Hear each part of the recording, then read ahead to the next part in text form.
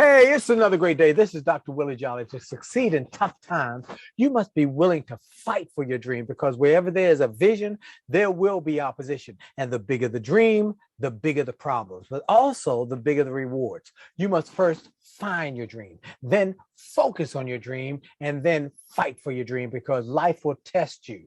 The bottom line is that you must have a dream and you must make it big because the bigger the dream, the bigger the rewards. And anything worth having is worth fighting for. If the dream is worth having, then the dream is worth fighting for. There will be problems and oppositions, but keep fighting. If the dream is big enough, the problems don't matter. Dream big, fight hard, and do not worry if people laugh because those who laugh last laugh best. This is Dr. Willie Jolley. Look, go to winwithwillie.com for resources, my box, my books, and other resources to help you win more. And share this video with everybody you know because we want everybody to win. Have a great day. Remember, your best is yet to come.